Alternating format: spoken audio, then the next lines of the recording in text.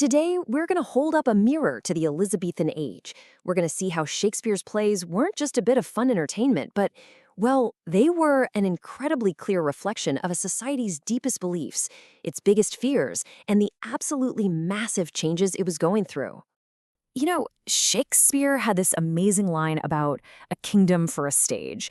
And back then, that wasn't just some poetic metaphor. The theater was the place where the real-world drama of politics and all of society's big questions were put right out there for everyone to see. The stage and the state, they were basically one and the same. So, think of the Elizabethan stage as a society literally holding a mirror up to itself. And what it saw reflected back was this complex, often really painful dance between these perfect, divine ideals and, well, our all too human flaws. It was the place to explore the huge moral questions of an age that was caught right between the old certainties of the medieval world and the new, questioning spirit of the Renaissance. Now, to really get what was going on, you have to understand their core operating system. It was this idea of a perfect, divinely structured universe. And this wasn't just some religious idea. It was a social and political reality that shaped absolutely everything. This is it, the great chain of being. The easiest way to think about it is like a rigid cosmic ladder. At the very top, you've got God. Right below him, the angels. And then, and this is so important, you have the monarchs. Then come the nobles, the commoners, animals, plants, even rocks. Everything and everyone had a very specific, unchangeable spot in this divine plan.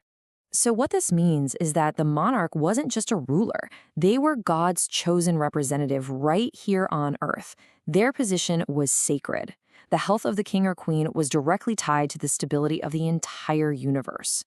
So to challenge the monarch, that was like challenging God himself in the very fabric of reality.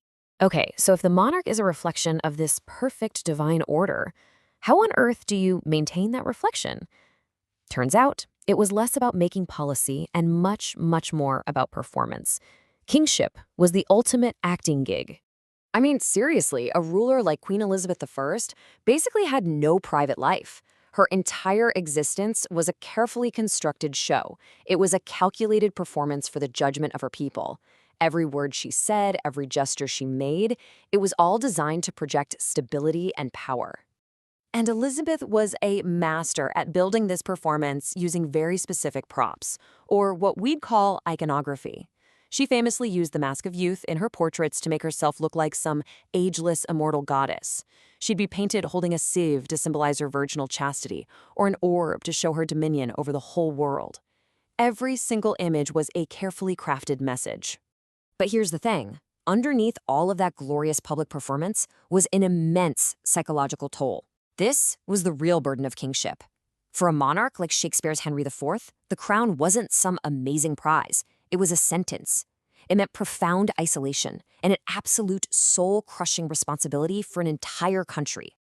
And it's this tension, this gap between the perfect outward image and the chaotic inner reality, where the mirror of society really starts to crack.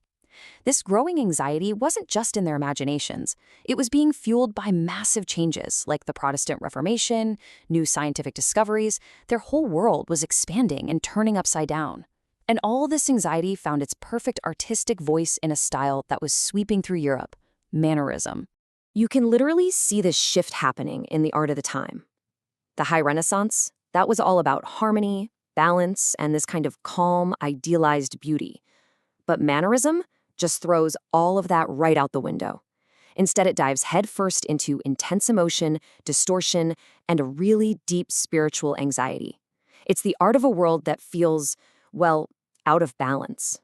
Just look at the paintings. Mannerist artists started using these elongated limbs, really unnatural colors, and these strange, twisted poses. They weren't trying to capture what the world looked like on the outside anymore. They were trying to reflect a complex, troubled, inner psychological state. The drama of the soul was now visible, and Shakespeare was about to give it a voice. And this is exactly what we start to see in Shakespeare's great tragic heroes. I mean, Hamlet is the absolute epitome of the Mannerist mind. He fights against himself, completely trapped in this spiral of hesitation and overthinking. The real action, the real drama, has moved from the battlefield right into the human mind. So we've got cracks in the mirror, But what happens when those cracks get bigger? What happens when that central figure, the monarch, the earthly reflection of God, is violently ripped out of the picture? Well, the mirror doesn't just crack, it shatters into a million pieces. And there is no more powerful example of this than in Macbeth. It plays out in 3 key steps. First, you've got the act. Macbeth murders King Duncan, which is a direct assault on the divine order. Second, the crack. The great chain of being is broken. And third, the chaos. The entire world is thrown completely out of whack. The sun gets blocked out during the day, horses start eating each other, nature itself literally rebels against this unnatural act. And all of this leads to Macbeth's famous, completely desolate conclusion. Once that divine order is gone, once the mirror is shattered, existence itself loses all meaning. Life just becomes a tale told by an idiot, full of sound and fury, signifying nothing. I mean, that is the ultimate rejection of that harmonious, meaningful universe the Elizabethans so desperately wanted to believe in. So what Shakespeare's plays are really capturing is the anxiety of a world waking up to a terrifying new truth. That human choices, not just some divine plan, could actually shape the twists and turns of fate. History was no longer just being written by God, it was being written by people. And Shakespeare shows us that it's in those very cracks, in those shattered pieces of the perfect mirror, that a deeper, far more complicated truth gets revealed. A truth about the heavy burdens of power, the nature of honorable leadership, and of course, the eternal conflicts raging inside the human soul. And that kind of leaves us with one last thought to chew on. If Shakespeare's stage was the mirror for his society, what are the mirrors that reflect the anxieties of our own age? What stories are we telling ourselves today to try and make sense of our world?